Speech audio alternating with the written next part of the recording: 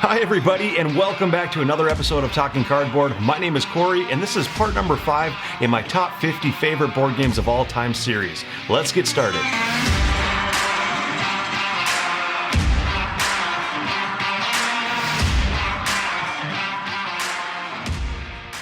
Number 30. All right, and my game number 30 to the list is my most gruesome, horrifying, most mature content game on the list. Game number 30 is Abomination. So, an Abomination, like I said, very mature content. It is a worker placement game that is almost like a sequel to Mary Shelley's Frankenstein novel.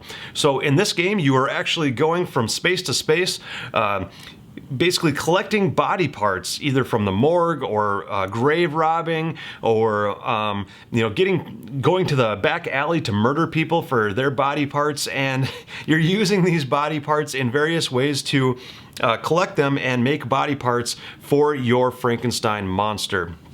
After collecting them, you can make the different body parts, and they start off in almost this like muscly, bloody type body parts, and then you eventually put skin on them, and when it's all said and done, when your monster's created, you can actually make those body parts come alive by zapping them. So yes, that is very gruesome, very mature, not a theme that'll appeal to everybody, but if you're really into that horror theme, definitely playing around Halloween too. Around Halloween time, this game is great. Then this game will appeal to you. And very heavy. It is on the longer side. That is one of the cons to the game, is it does play in about 3 to 4 hours, depending on how big your game group is, or if it's your first or second time playing. It is one of those games that takes a little bit of time to establish a good sense of what's going on, and once you get that overall feeling of what the different action spaces do and how the whole game works, then it can take less and less time the more you play. But yeah, it's got a lot of great strategy. Like I said, a very simple worker placement. Once you know what all the spots do, then it becomes more natural to the developing strategies as well. There are also these 3 dials that are on your player board that have to do with humanity, I think more expertise, maybe morals and that sort of thing too, that you're manipulating. And the better you do on those dials, you can upgrade scientists and get better actions with those characters. And you basically don't want to become immoral with what you're doing, because that'll lead to some negative victory points and some negative effects as well. So there is a lot of manipulation to those dials throughout the game, as well as also trying to score victory points to best your opponents in that way as well. So there is a lot of moving parts to this game, but like I said, once you get down what you're doing and really develop your core strategy for what you'd like to do, this game does become more smooth. So that is my number 30, Abomination. Number 29. All right, and my number 29 favorite game of all time is another worker placement game, but this one actually has a very unique mechanism to it, to where you are manipulating your workers before sending them out onto the board. So your workers are very unique and can do very different things than the workers that your opponents have, may or may not. So this game is Chimera Station. So Chimera Station, you have these alien figures or alien workers that you can actually splice together these different body parts. You have these leaf hands or tentacle hands, or these brains that you can add to them, or claws, and based on what you do to your specific workers, those will help you establish and do different things as you send them out to these worker placement spots. So for example, at the end of your turn, you have to feed your workers, otherwise you get negative victory points. So you might want to add the leaf hands to your characters, that you can actually eat the leaves and feed yourself, so you don't have to worry about collecting food for your workers. So any of your workers that have the leaf hands can actually fend for themselves. So that's really cool. The brains that you can splice onto your characters, the more brains you have, the smarter they are and the better they are at collecting more victory points. If you splice on tentacles to your creatures, they can actually, when they go out to various spots to collect these resources, they actually collect more resources than they typically would. And then the last thing are the claws. So they're almost like these crab-like claws that you can splice onto your workers, and when they go to different spots, they can actually push other players' workers off of that spot with brute force in order for you to use that spot. Because typically, once a spot is taken by a worker, it is blocked for the rest of the round. But if you have a worker that has claws, then you can actually push them aside and you can actually combat them for the spot, taking them off the spot, sending them back, and then you can actually go ahead and use that spot's action. So it's cool too because you're actually building out this space station up in space, and as you're building out the tiles, the board changes. As you place a tile, they have the different spots, the different placement zones that give you a bonus as you place the tile onto the space station as well. So you're getting bonuses that way, and you're also building out the board as the game goes. So the board is actually expanding the further into the game you play. So it's a lot of fun, a lot of variation as you play. The different worker placement spots change and can get you victory points in different ways, and as well as splicing those different things onto your different characters, that'll change up the way the game is played a lot as well. So this one is a lot of fun. Don't hear anybody talking about this hardly at all anymore. It kind of came out with a bang right away, and it got a whole lot of buzz on the internet. I think back when the game was first introduced to the public, but I think it took 2 or 3 years after hearing about it for it to actually come out to for us to purchase. So I think that might have kind of deadened the buzz for the game a little bit. But if you do find this one in retail or secondary market, I would definitely give this game a try. That is Chimera Station. Number 28. All right, and my number 28 game is, let's just get right into it, Dinosaur Island. This is basically, when the game came out, was coined as Jurassic Park, the Euro-style game, and that's what it pretty much kind of feels like. You've got these different places that, again, this is kind of another, it's got some worker placement to it. It also has some drafting of some dice spots and some different things going on, but you're basically building out your own Jurassic Park. So you've got these different cages for your dinosaurs for people to see. Obviously, the more of the carnivore dinosaurs that you have in the park, the more dangerous the park gets. So if you don't have enough security to keep those dinosaurs within, they can actually escape and eat your visitors, and then you get negative victory points for that. So you have to be very careful on how aggressive your park becomes, or you can just put herbivore dinosaurs in there and have your threat level be much lower, so it's a lot easier for the security, but you don't get nearly as many victory points for those because it's a lot safer of a route.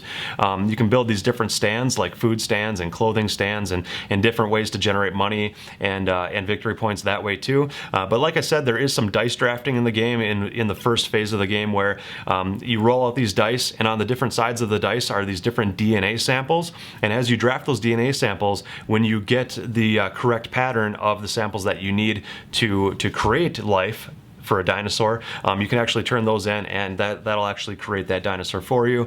Also, like I said too, different zones that you're purchasing, these different tiles that have cages and different attractions and food stands and different things for people to do in your dinosaur park to actually place onto your board. So you are building out your own park. It does remind me a lot of not only Jurassic Park, but it reminds me of like Roller Coaster Tycoon, like the old video games that had to do with building your own theme park in that way too. Because you are building out your own attractions and doing your different things, and you're off kind of in your own little world, creating your own dinosaur park. All in the meanwhile, fighting over these different DNA samples and different attractions that you need to buy or claim before other players do to benefit your park and make your park what you want it to be before other players take those. So yeah, it's a whole lot of fun. It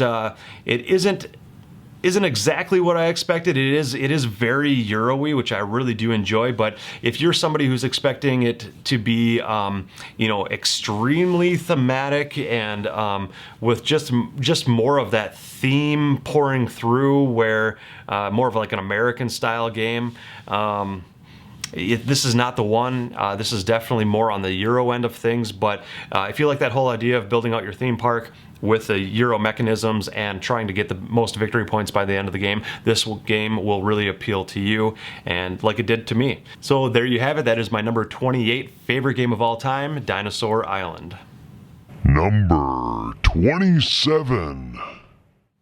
All right, and my number 27 favorite game is another worker placement game. I apologize, I didn't realize that they all bunched together here, but I guess it is my list and I put the games where I wanted. But I put them in a random generator and just kind of pulled the games as they came up on which game I would prefer playing over the other one, and this is how it came out.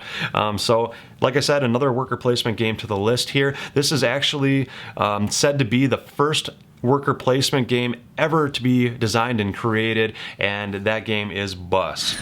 So Bus, it just got its 20th year anniversary edition that came out from Capstone Games. It was originally produced by Splatter Games, but Capstone Games came out with the 20th anniversary edition, did a great job with it, great components, but it is a very bland looking board, very bland gameplay. It is all about that strategy. Like I said, worker placement, very simple, very easy actions to actually unfold throughout the game, but the strategy is very deep and very complex, and if you haven't played this game before and others have, they are just going to destroy you in this game. So in Bus, you are building out these bus routes to actually send people to different areas that they want to be. You've got this time dial that says where people are looking to go, so it's either they're looking to go home, go to work, or go to the pub, and depending on where that dial is where you want to send them. If you can successfully send those people along your bus route to where they want to go, you get 1 point for each person that was delivered to the right spot.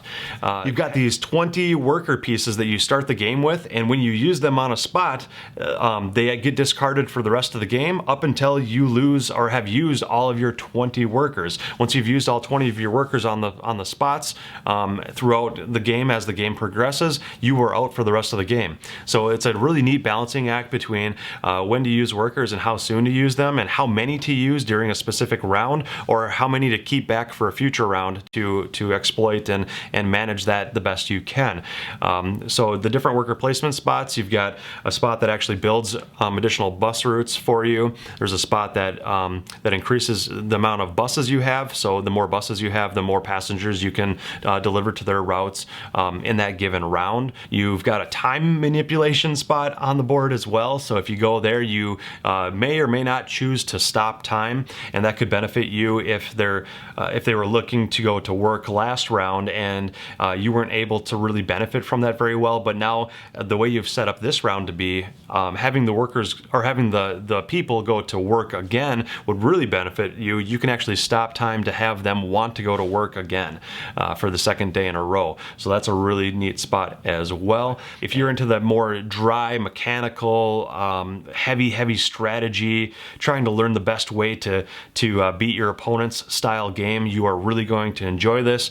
If you're not into a mechanism driven game that's very heavy on strategy, then I would probably stay clear of this one. But as you can see, it is pretty high up on my list, and I really do enjoy it a lot, and that game is Bus.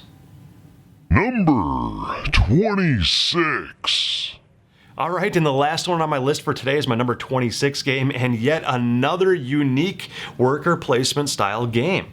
In this game, the unique mechanism that has to do with the worker placing is actually a 2 actions per every turn mechanism, where when it's your turn, you can place out 1 worker on a spot, and you get to do that action, but then you actually get to pick up a worker from a different spot and carry out that action as well. So you get 2 actions every one of your turns, and this game is Raiders of the North Sea.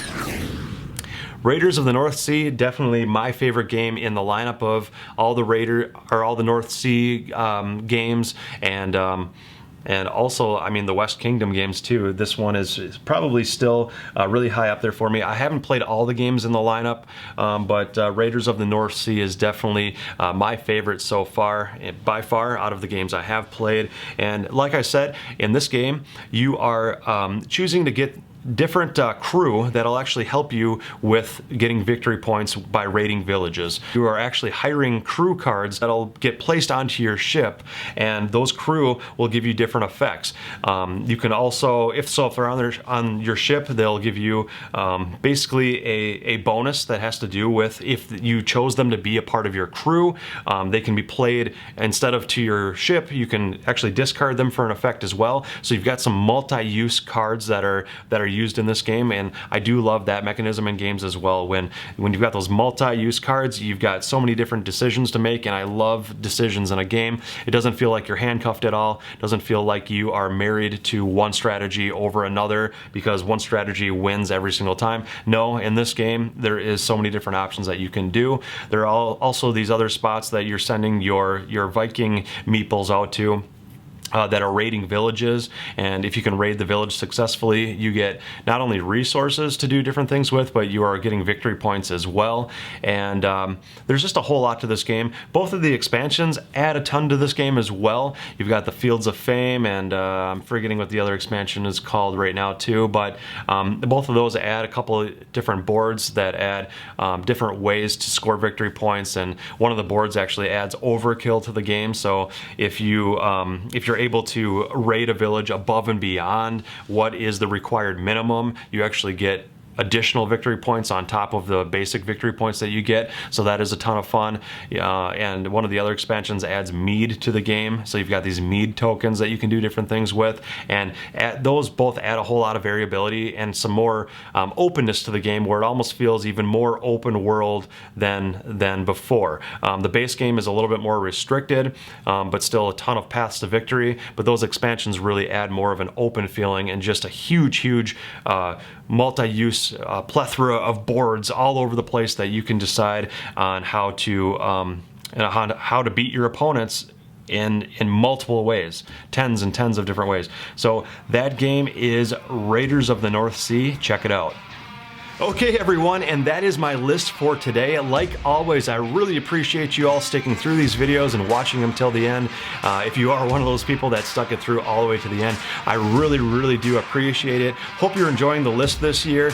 There has been a lot of changes to this list versus last year, so it's been a lot of fun to see how my tastes have developed in different ways, and I hope some of these games resonate with you as well. If you haven't played some of these games, hopefully give them a try and let me know what you think, because I am really excited about this list this year, and I think these are all just fantastic games. If you like the video too, give it a thumbs up. We always appreciate that. And if you like what we're doing here with the channel, please consider subscribing. We really appreciate all the viewership and all the subscribers that we are gaining here as of late, and we will continue to invest more and more of our time and more of our resources and gaining more contributors to the channel to really better this channel as the years go on here. So really appreciate it. Again, can't say it enough, and you all have a great day.